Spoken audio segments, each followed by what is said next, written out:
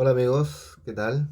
¿Cómo están, amigas? Espero que todos estén muy bien en sus casas, en donde se encuentren. Buenas tardes. Hoy llegamos con esta nueva obra para ustedes, un análisis respecto de una novela espectacular, un comentario, una crítica. Me ha costado mucho leer esta obra, no porque sea incomprensible, sino que por otros motivos externos a mí. Bueno, y aquí tenemos Las amistades peligrosas de, ¿no es cierto?, del escritor francés Chaterlos de Laclos, Pierre Chaterlos de Laclos, ¿sí? Se le considera una literatura libertina, una literatura capaz de hablar de la vida privada de la corte francesa previo a la Revolución Francesa de 1789.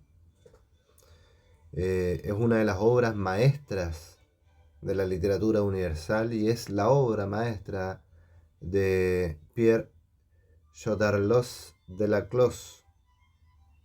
Y es una novela, como dije, brillante y muy controvertida del siglo XVIII, de la Francia, de las cortes, ¿no es cierto?, de todo ese contexto histórico.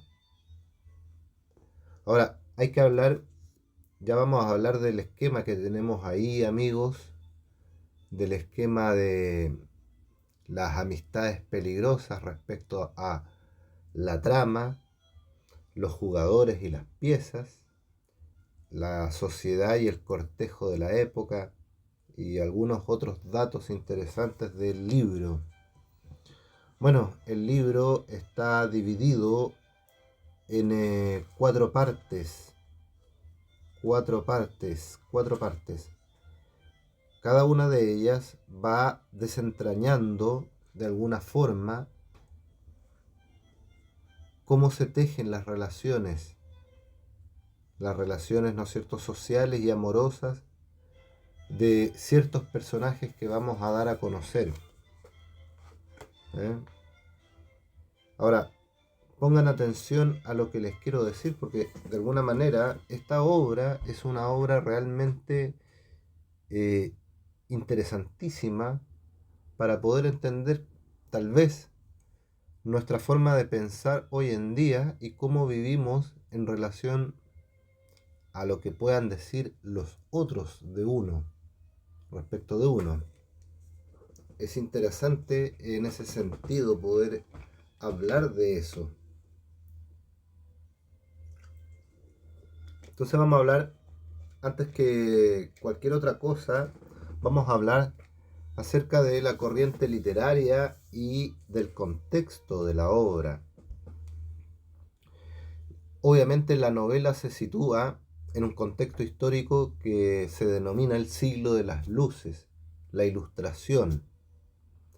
Y podrían ustedes pensar, bueno, ¿qué es lo que es? ¿En qué corriente literaria la podemos en- encasillar, por decirlo de alguna manera?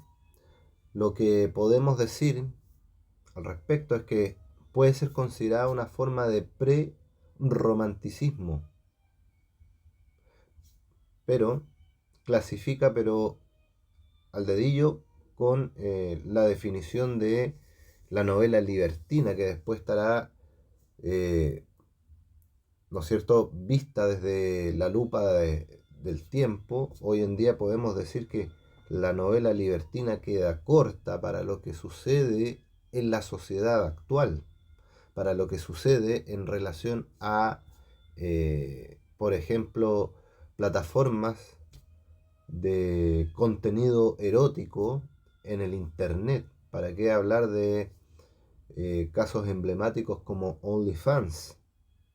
Entonces, esta categoría de libertinaje obviamente responde a una forma de entender la literatura, en que ese libertinaje que para algunos era motivo de horror y de vergüenza, hoy en día ya pasa a ser anecdótico, queridos amigos.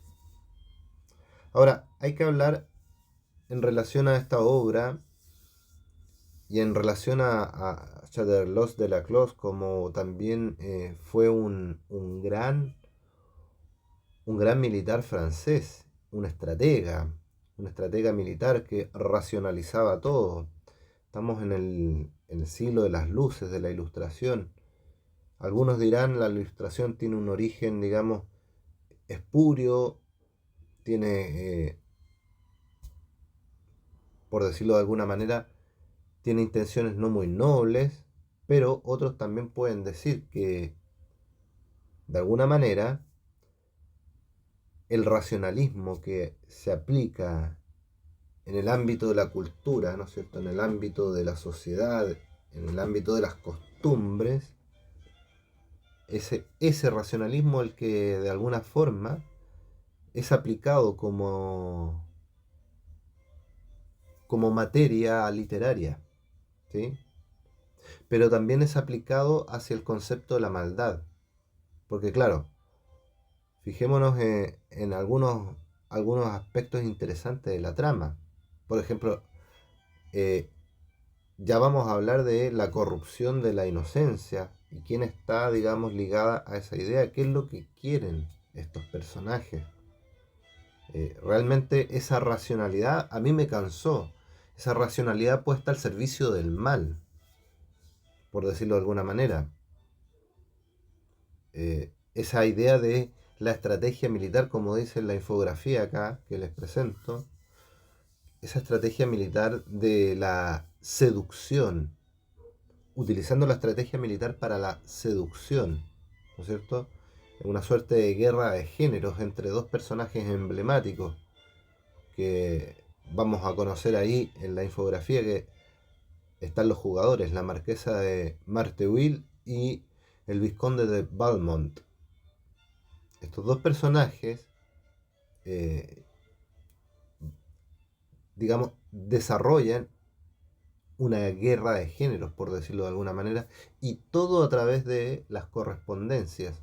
Es decir, todo lo que nosotros podemos captar como lectores en función de esta historia es de alguna manera lo que se puede entender como la novela epistolar. Y no tenemos acceso a la información de los personajes por voz de un narrador omnisciente o un narrador de otro tipo, sino que lo que se hizo en este caso, y obviamente Châtelet de la Clos lo configuró así de alguna manera, para que nosotros los lectores solo tuviésemos como insumo la selección de ciertas cartas que daban cuenta de, de la maquinación en realidad de estos dos personajes principales que aparecen ahí, ¿no es cierto? El vizconde de Valmont y y la marquesa de Marteuil.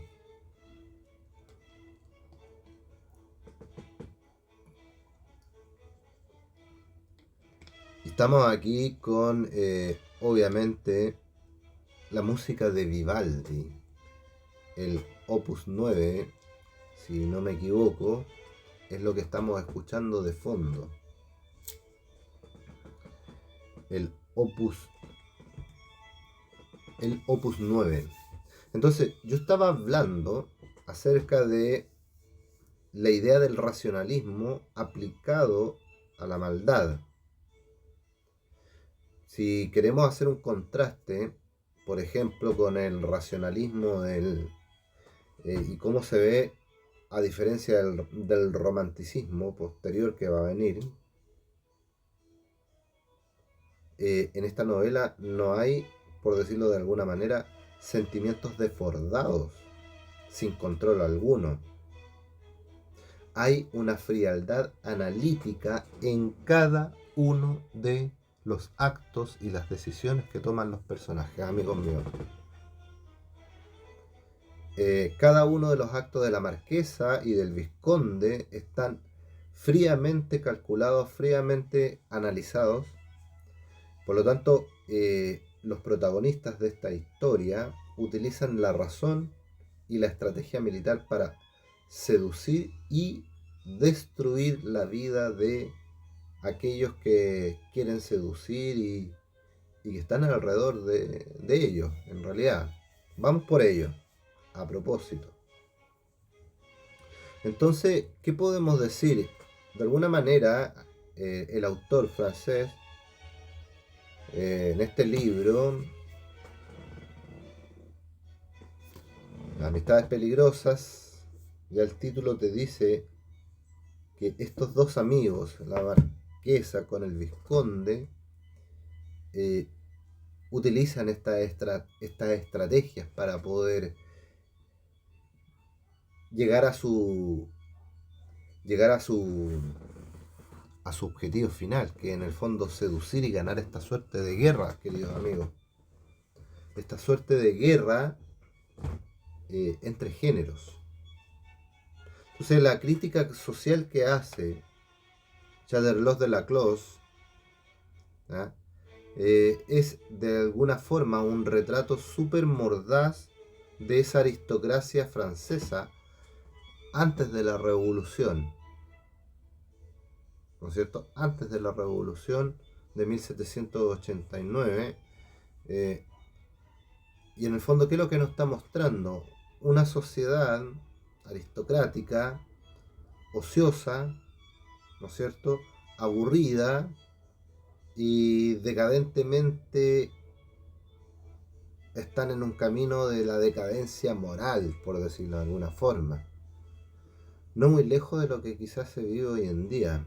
Ahí ustedes me pueden decir en los comentarios del video si realmente estamos en la misma que en la sociedad de el autor, de Pierre Choderlos de Laclos.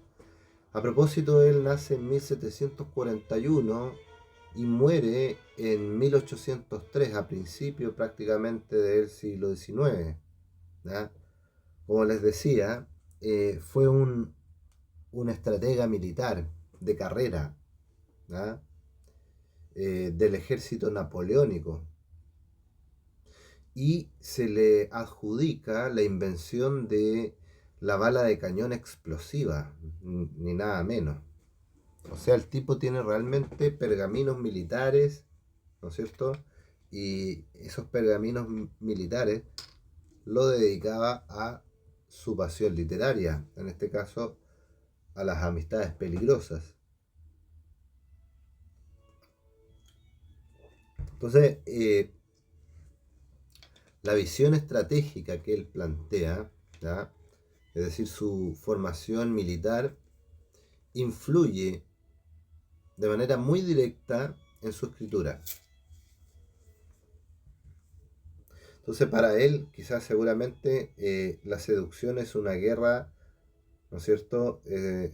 Es una guerra con tácticas y con bajas y con todo lo que conlleva la idea de una guerra, ¿no es cierto? A propósito de guerras, que estamos ya saturados de guerras en los últimos años, se está reactivando en las guerras que ya están desarrollándose en Medio Oriente. Y bueno, en fin. Hay una expresión, ¿no es cierto?,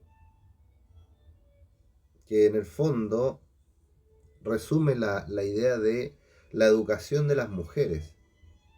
Un tratado que también escribió, creo, Chades-Los de Laclos, o Choderlos, siempre lo digo mal, Choderlos de Laclos. Hay un tratado que habla acerca de la educación de las mujeres, ¿ya? Y obviamente también se trató en algunos poemas seguramente. Y todo eso, esas ideas de la educación de las mujeres, estoy pensando en el Marqués de Sade, estoy pensando en, ¿no es cierto?, las novelas del Marqués de Sade, que la otra vez me las comentaban nuestro amigo Fonch, del Rincón del Bibliófilo. Eh, Hablábamos de, ¿cómo se llamaba esta novelita? Sí, bueno, ya me voy a acordar cómo se llamaban esas novelas de El Marqués de Sade. Creo que una es Justine y otra creo que se llama, bueno, ya me acordaré. Pero a lo que me refería, que esta idea de la formación, la educación de las mujeres, también está tratado bajo un concepto, what, el One Hit Wonder, en inglés. ¿Sí? Ahora, ese concepto, ese One Hit Wonder, se puede entender, digamos, desde la perspectiva de cómo se entiende el rol de la mujer en el siglo XVIII, en el siglo XIX posteriormente y después ya en el siglo XIX, en el siglo XX, digo, eh, las mujeres van a ir adquiriendo terreno, ir, digamos, conquistando derechos importantísimos para ellas, para el género. Pero la cosificación de la mujer sigue estando en la sociedad, creo yo. Esa cosificación que ahora se traslada incluso a los niños, a los púber, a los adolescentes, con paradigmas de comportamiento y de conducta sexualizada, en fin. Pero ese ya es otro tema. Ahora, paradójicamente, Châteauneuf de Laclos, ¿sí? Fue un hombre fue un hombre de familia. ¿Ah? Fue un firme defensor de que la falta de educación en las mujeres, ¿ya?, las convertiría de alguna manera en esclavas o en depredadoras, como en el caso de la Marthe Will. Ella es una depredadora sexual, pero entiéndase que en esta obra no hay escenas de sexo. Es otro la sensualidad que despliega. Si bien es cierto, la sensualidad apunta a conseguir el objetivo, pero ella es una depredadora social más que sexual, si lo quiero ver así. ¿Sí? Entonces, para el autor francés, la educación de las mujeres era algo súper importante para que no se convirtiesen en esclavas de sus hombres y para que de alguna manera tampoco se convirtiesen en esta forma de depredadoras, si lo queremos ver de alguna manera.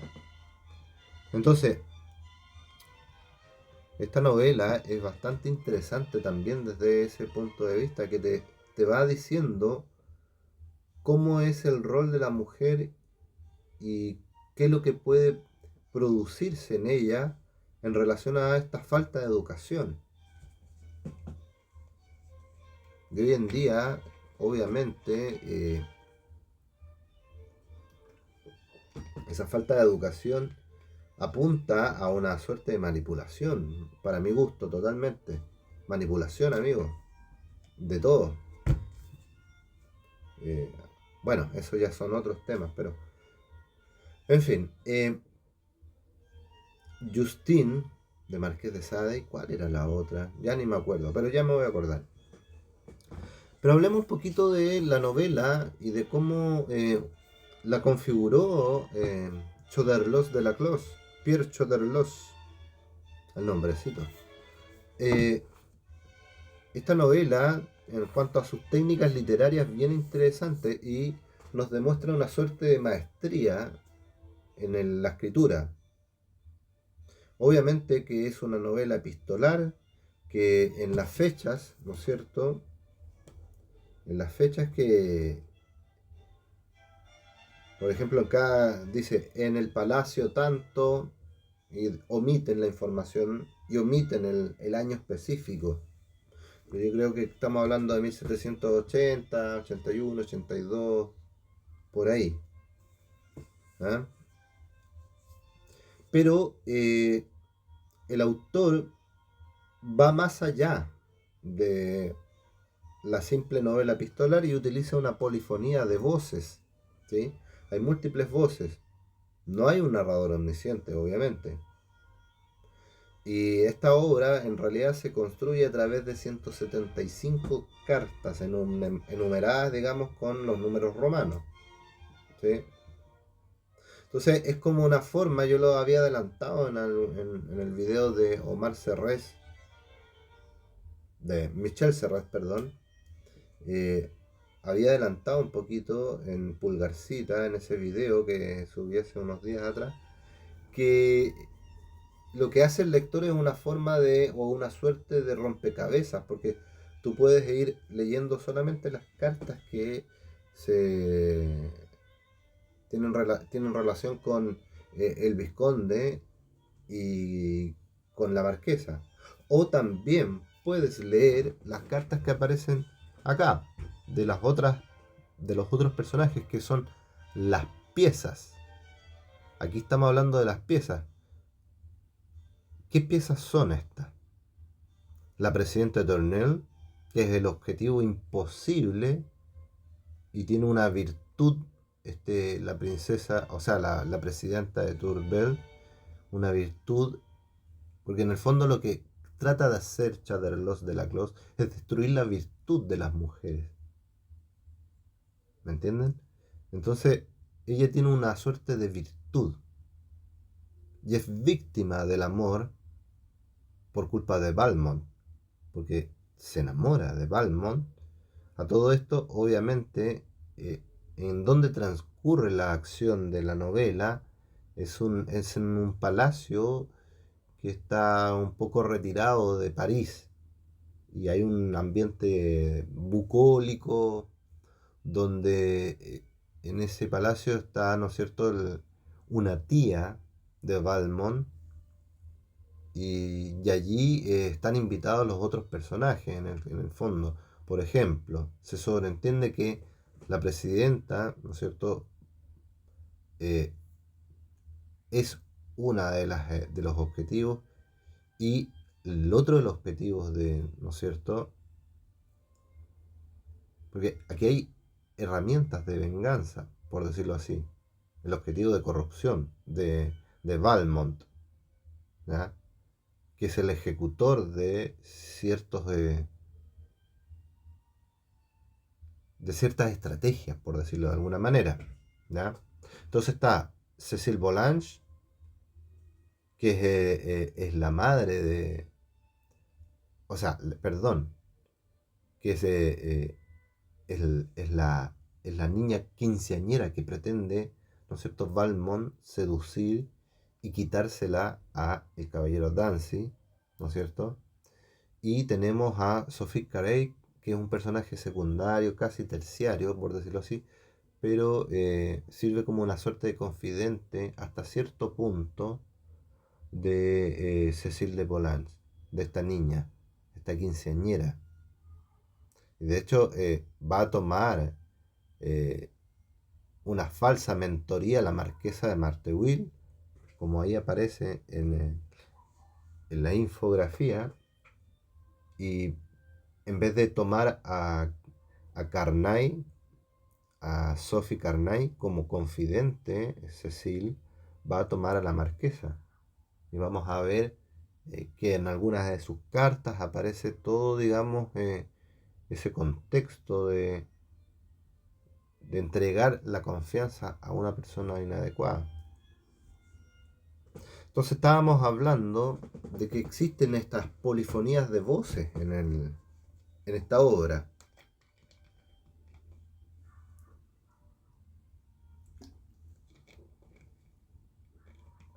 Entonces, lo que hace la Clos, ¿ya?, hace un contrapunte entre la ironía y la hipocresía de los personajes, pero porque de alguna manera también la Clos entiende que cada personaje tiene que tener un estilo en particular y bien diferenciados en su forma de escribir las cartas.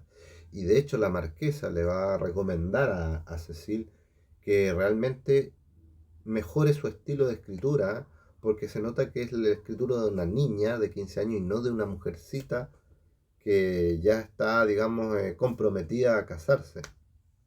¿Sí? Entonces ahí ese punto también es importante también destacarlo. Entonces, por ejemplo, la presidenta de Turbel escribe con una forma de angustia, ¿no es cierto? Y de cierta sinceridad. Valmont y la marquesa de Marteville usan un lenguaje elegante, pero cargado de cierto cinismo y de dobles sentidos, porque se prometen, ¿no es cierto?, volver a tener una relación entre ellos, entre estos dos personajes maquiavélicos.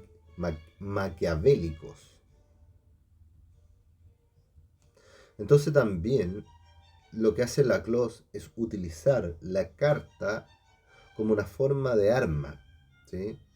En esta novela, el objeto carta, ¿no es cierto?, no solamente va a comunicar las cosas que le van a suceder a los personajes interna o externamente, sino que también eh, es una prueba y es una prueba para chantajear, ¿sí? Es un trofeo de caza en el caso de Valmont, ¿ya? O es un veneno psicológico en el caso de la marquesa Marteville. Interesantísimo cómo lo plantea Laclos. Ahora, ¿qué es lo que es bueno en esta novela? En este sentido, que las cartas que se seleccionaron, entre comillas, ¿no es cierto? Las cartas que nos presenta la obra nos hacen tener la sensación de que esto sucede en tiempo real, ¿sí? Hay una forma de inmediatez en las respuestas entre una carta y otra. Por lo tanto, es una correspondencia que, vuelvo a decir, es una forma de tiempo real que están sucediendo los acontecimientos. Entonces, a ver, hay que entender bien cuál es el rol y los personajes más claves en relación a esta novela y su estructura. La marquesa Marteville, obviamente, es protagonista, es súper inteligente, manipuladora, finge una virtud moral, pero tremenda, ¿ya? Pero para manipular a la sociedad y a la gente que la rodea. Se puede entender como una villana de la literatura. Es una de las villanas más fascinantes, creo yo. ¿Qué otras villanas pueden existir en la literatura? Bueno, algunas de las novelas de Dostoyevsky, eh, en fin, no me llegan a la mente en este caso algunas otras villanas. Entonces, ahí ustedes me pueden ayudar. Comente, suscríbase y dé like, por favor, si le va gustando este video análisis, esta crítica, esta reseña, y quédese hasta el final. Quédese hasta el final.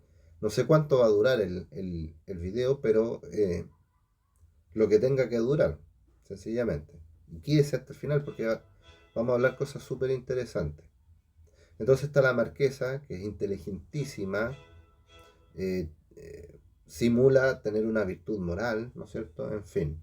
Y está, por otro lado, como aparece en la infografía, el vizconde de Valmont. ¿Mm? Este tipo es un libertino, también es un libertino en un sentido sexual.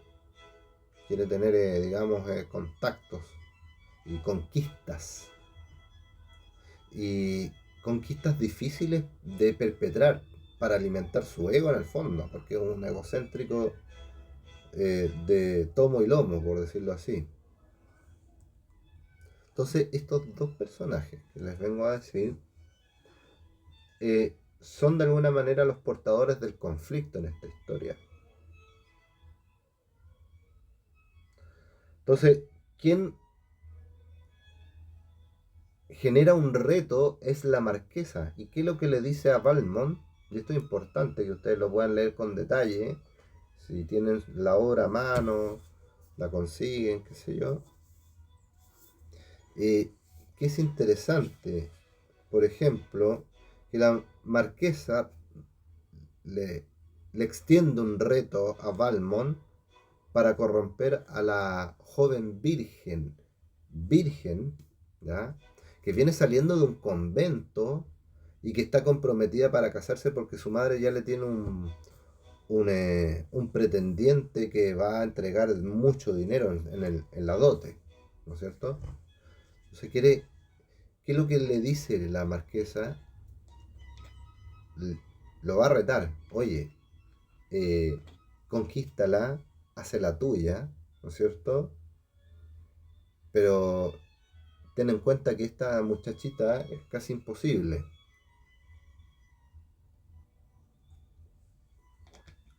¿no es cierto? Pero ¿qué es lo que prefiere Valmont? Prefiere, ¿no es cierto?, seducir a una mujer casada y profundamente religiosa, que obviamente la presidenta Turbull o Madame de Turbull, ¿sí?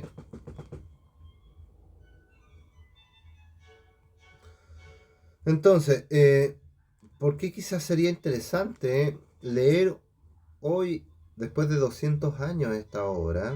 Yo algo perfilé.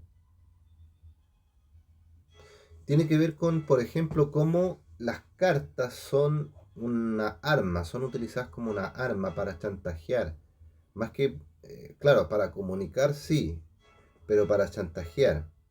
Por lo tanto, imagínense en el sentido de cómo se manipula la información en tiempos de guerra. ¿Mm? ¿Qué imagen se tiene de la moral? ¿Qué imagen se tiene del amor? De separar el amor de los sentimientos. O sea, separar los sentimientos de lo que conviene. ¿Sí? Es de alguna manera un juego de ajedrez, si lo queremos ver así, donde cada pieza cumple de alguna manera un rol importantísimo. O sea, si le queremos eh, recomendar esta obra, léala, por favor, léala. La queremos recomendar, de todas formas. A pesar de que a mí me generó un poquito de urticaria, esa es la palabra. No porque sea yo, digamos, un mojigato, qué sé yo, no. No porque me haga leso, sino porque esa, esa racionalidad puesta al servicio de la maldad como que me agotó un poco. Pero igual hay que estar atento a cada hilo de las situaciones que van dándose en la novela. ¿Mm? Sobre todo con la mente maquiavélica de la marquesa Marthe. O sea, si le queremos dedicar una canción, le podríamos dedicar, no sé, Dangerous Woman de la Ariana Grande, por decirle alguna canción, algo así. ¿Mm? Entonces, a ver, yo no me quiero extender más allá de lo necesario, ¿sí? Respecto de, de la novela, pero es necesario que se entienda bien cómo se va dando la dinámica entre los personajes. Y ahí fíjense, están los jugadores y están las piezas. Voy a explicar, digamos, la estrategia de los libertinos o de los jugadores. ¿Ya? La verdaderamente maestra es la marquesa, ¿ya? Y es la antagonista o la antiheroína principal de esta historia. Es una viuda joven, ¿no es cierto? Rica, tiene patrimonio y súper inteligente en este sentido. Y lo que hace es crear una máscara de virtud en el fondo, ¿ya? Una máscara de virtud inquebrantable ante la sociedad, ¿ya? Ella lo que busca de alguna manera es vengarse del género masculino. Y de alguna manera es dominar a los demás a través de las debilidades que estos tienen. ¿Sí? Eso es también lo que busca ella. Y para eso va a formar una alianza con el vizconde de Valmont. Va a formar una alianza tremenda. Una alianza, digamos, importantísima que va a generar la ruina de otras personas. Ahora, ¿quién es el vizconde de Valmont? El vizconde de Valmont es un seductor profesional, si lo queremos ver así. Y es el ejecutor, de alguna manera, de los planes de la marquesa. Es un aristócrata, ¿no es cierto? Vanidoso, ¿ya? ¿Y qué es lo que busca en su vida? Tiene como propósito único, diría yo, las conquistas amorosas como si fuesen trofeos y coleccionar conquistas amorosas. No necesariamente busca el placer físico, sino que yo creo que busca la gloria de haber corrompido a personas de buen corazón.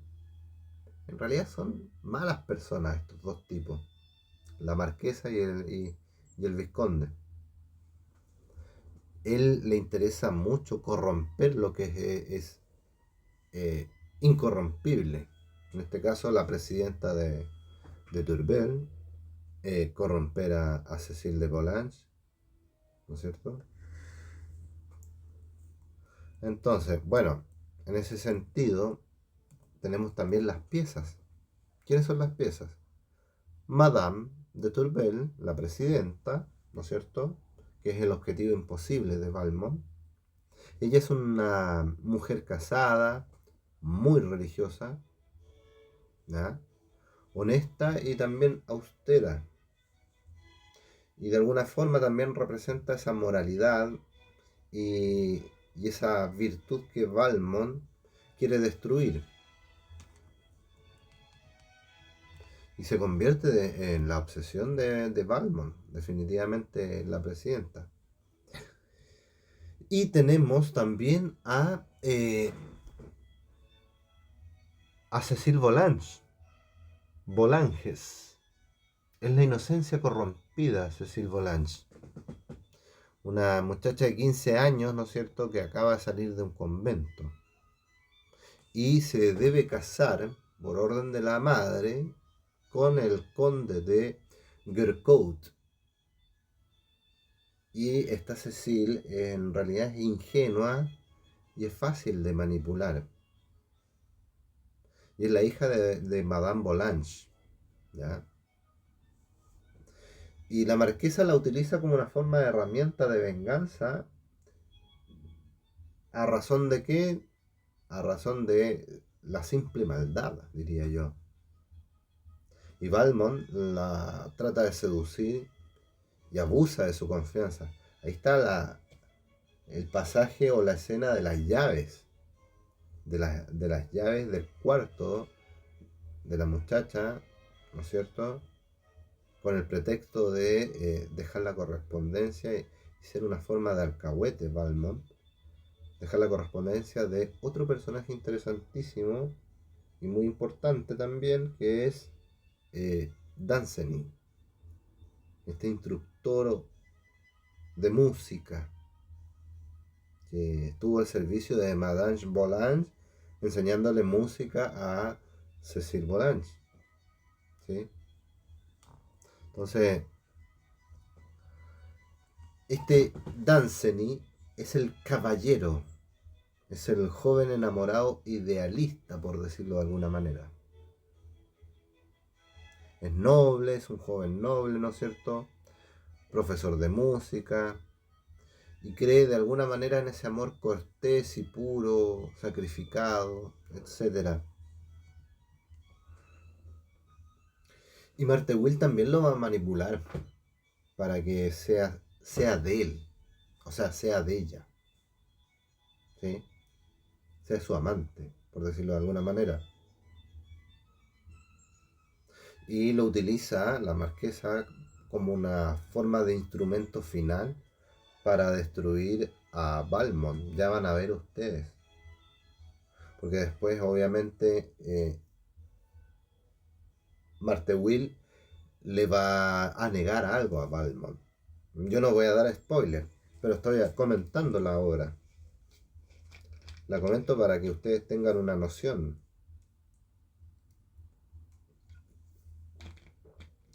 Entonces, va a utilizar a Dunsany como un instrumento de venganza entre esta guerra de libertinos que se desata, que estalla, que hace explosión.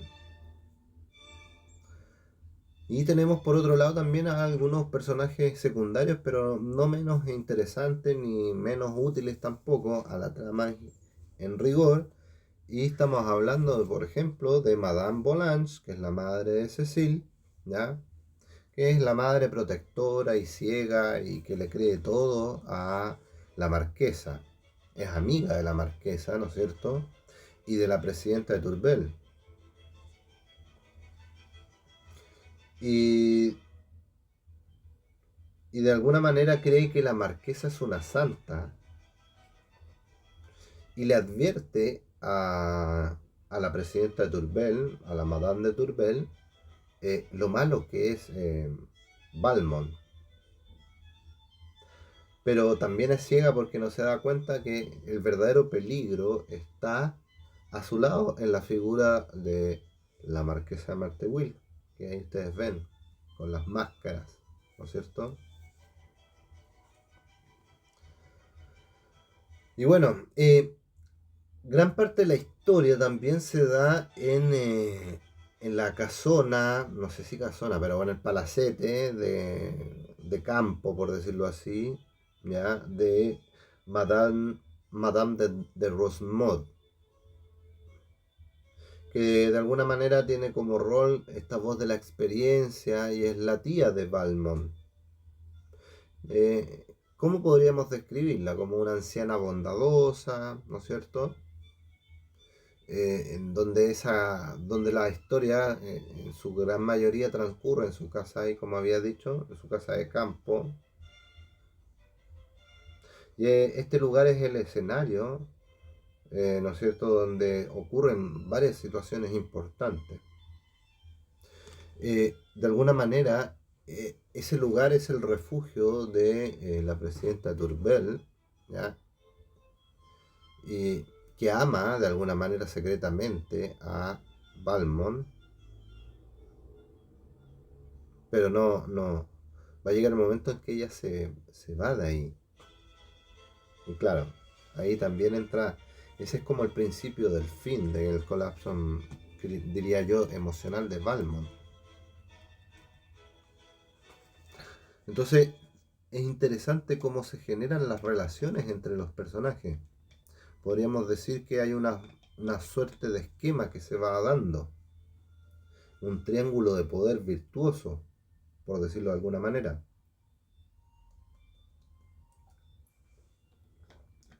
Martell y Valmont hay una relación de complicidad, obvio, ¿ya?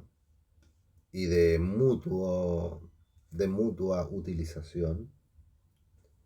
Está la relación entre Martell, la marquesa, y Cecil, que es en el fondo una falsa mentoría que hace, y es una hipócrita la marquesa, y manipula ya a su confidente para tratar de enseñarle a ser una libertina. Ese es el objetivo de la marquesa con Cecil, esta muchachita de 15 años. Convertirla en una libertina igual que ella. De hecho, entre Valmont y, y la marquesa se van a cartear, obviamente, y van a hablar al respecto de este punto. Cómo hacer que ella sea la pupila directa de la marquesa en el sentido libertino. Pero en el fondo, ¿qué es lo que quiere hacer la marquesa con Cecil? Arruinarle el futuro.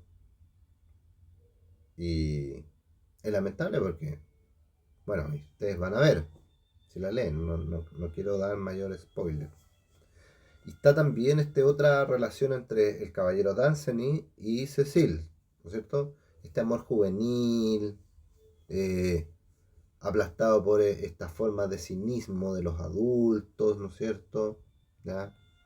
Y entonces es importante, en el fondo, cómo estos esquemas de relación entre los personajes, ¿ya?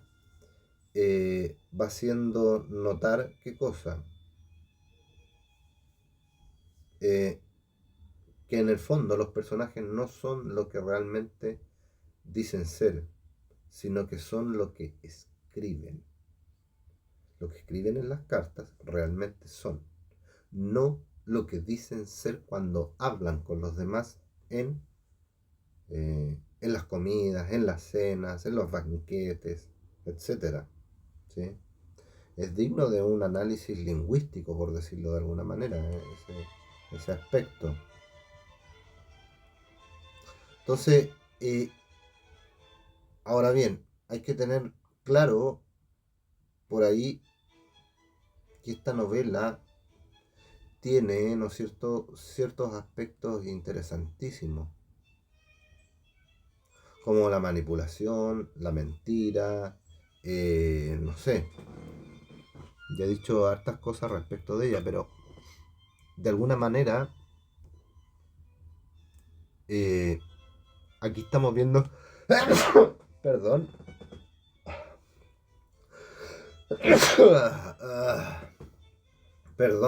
perdón, estimados amigos, esto es improvisación. Ya está empezando a hacer frío acá en Chile y estamos ya entrando, ya ha entrado el otoño, entonces, en fin, volvamos acá. ¿Qué pasa aquí, amigos míos, amigas? Un saludo a todos ustedes y a todos los nuevos que se quieran suscribir. Hay un suscriptor que últimamente espero que tenga muy buena recepción al video, ¿no? Ojalá, ojalá. Porque estamos flojitos de like, estamos flojitos de visualizaciones. Ojalá llegue a muchas personas y compartamos las lecturas. Compartamos estas lecturas interesantes. ¿Mm? Entonces, bueno, hablando o retomando lo que estábamos diciendo, aquí podríamos decir que esta novela nos enseña acerca del control de la información o la idea de la posverdad en el siglo XVIII. Aquellos que controlan las cartas controlan la realidad y el relato, podríamos pensar. Entonces se da el hecho de robar cartas, desaparecer cartas, confiscar cartas, ¿no es cierto? Ahí está el pasaje o la escena de cómo la Madame Volange le quita las cartas del caballero Danceny a su hija porque nuevamente está la marquesa ahí. Véanlo bien, véanlo bien. Entonces, se sacan las cartas, se quitan, se retienen, se roban y se manipulan, se reescriben y de alguna manera eso ayuda a entregar una posverdad. Y ahí tenemos el caso de una de las cartas famosísimas con el sello de Dijon. Es decir, yo envío una carta pretendiendo estar en un lugar, pero en el fondo estoy en otra parte, por decirlo de alguna manera. ¿Sí? Realmente es interesantísima la novela, amigos míos. Se las recomiendo abiertamente.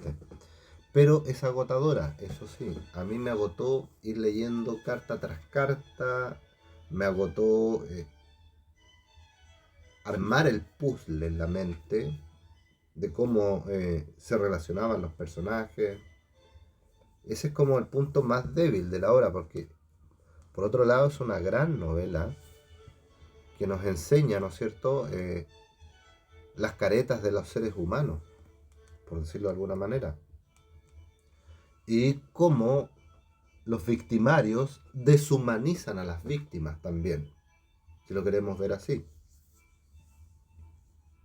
Estas víctimas, ¿no es cierto?, la presidenta Turbel, Cecil Volange, Madame Volange, el caballero Danceny, etcétera, ¿ya?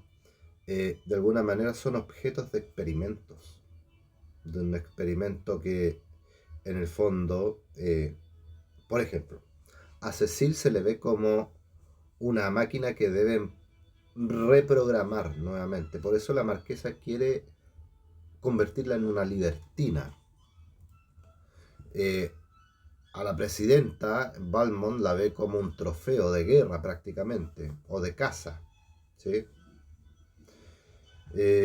No hay una empatía entre los personajes. ¿Qué les vamos a pedir empatía a estos weones? Perdón, a estos weones. ¿Qué le vamos a pedir? ¿Por qué le vamos a pedir eso? ¿Mm? Y lo que sí podemos decir es que hay acá el punto clave, creo yo, que es la hipocresía como una armadura social. ¿Sí? Los personajes, la marquesa, Balmond, etcétera, y la sociedad ilustrada quizás también fue así, y hoy en día vivimos la herencia de eso. Es posible. Entonces, la máscara por la virtud perfecta es lo que impera acá. Pero en el fondo, interiormente, no son más que gente desgraciada. ¿Sí? Gente hipócrita que son malvados, malvados, maquiavélicos, malvados. ¿Sí? Entonces, la obra también transita en varios temas. Varios temas. Ahí en la infografía que ustedes pueden ver está, ¿no es cierto?, el matrimonio como contrato, la etiqueta y la vigilancia, por ejemplo, el salón, el chaperón, estaban siempre marcados por alguien, por las sirvientas, los chaperones, ¿no es cierto? Eh, el libertinaje clandestino de esta época, ¿sí? El juego entre Valmont y Martewil, la reputación versus el honor, y ahí vamos a ver, ¿no es cierto?, a presenciar cómo se destruye la reputación de la marquesa al final de la obra. Ya, nada más les puedo decir, pero ahí podemos ver eso. Muy interesante también. Muy, muy interesante. ¿Sí? Entonces, está también esta idea de la vanidad, ¿ya? Y el espejo del otro, por decirlo de alguna manera.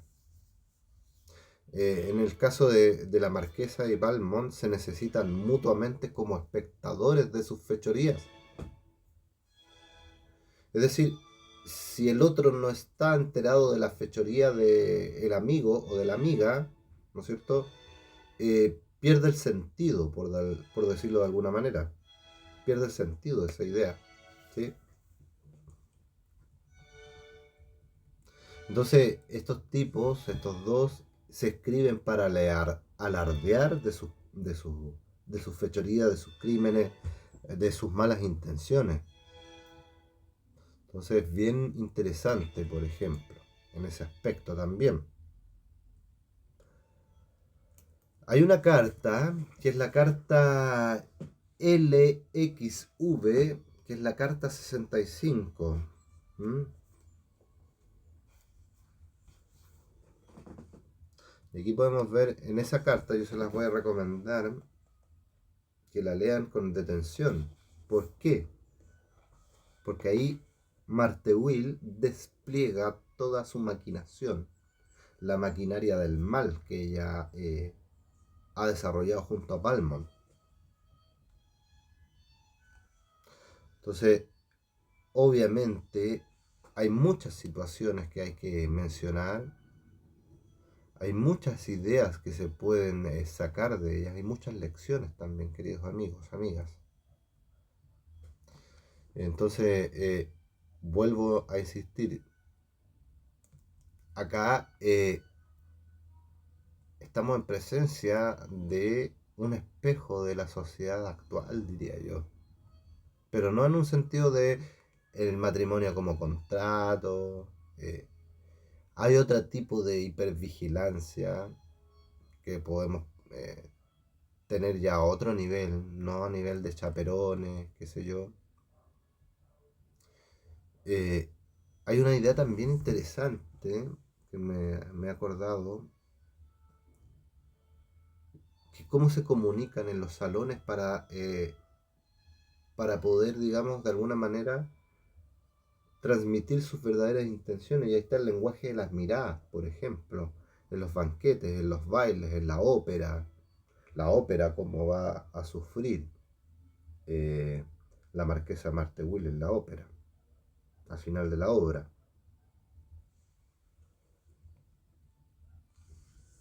Entonces fíjense esta idea de la seducción, del petit le ver, como le llaman los franceses, ¿no es cierto? Estos momentos de sociabilización en los dormitorios, en los gabinetes privados, a lo que me refiero yo con el petit le ver, ¿sí? También ahí está la marca irrefutable del mal, irrefutable. Bueno, y ahí está también la idea de las relaciones prohibidas, del libertinaje. No era todo simplemente tener sexo, como había dicho, sino que en el fondo este libertinaje, esta falta de moralidad y de ética, es un estilo de vida que evidentemente desafía la moral religiosa. Obvio.